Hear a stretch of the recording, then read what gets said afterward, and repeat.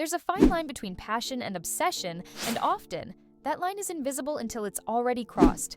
Addiction is not always about substances. Sometimes it's a behavior, a pattern, a fixation.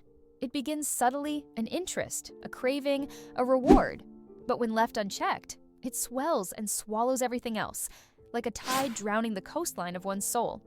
Addiction is the imbalance of life disguised as devotion. It is when one aspect of your being becomes the sun, and everything else in your orbit begins to revolve around it. Jobs, relationships, self-care, peace, all start to fade into the shadows. Because now, there is only one light. And yet, too much light burns. We often romanticize being utterly consumed by a pursuit. But life was never designed to be lived in a single direction. It's a symphony, not a solo. Every part must play its role for the harmony to hold. Think of the ant. In the wild, sugar is scarce. So when an ant stumbles across a grain, it sends a message, a signal to the colony. We found sweetness.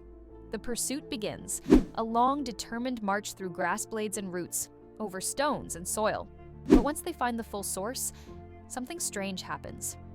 The journey ends. The ant no longer explores, it indulges. Movement stops, purpose fades. The sugar that once symbolized reward now becomes a trap, a stillness, a destination instead of a path. That's what addiction does. It tricks the mind into thinking the treasure is the end. It tells the heart that satisfaction lies in repetition. But joy, fulfillment, even love, they all require movement, flexibility, renewal. Addiction numbs. It numbs the edges of pain, yes, but it also mutes the music of life.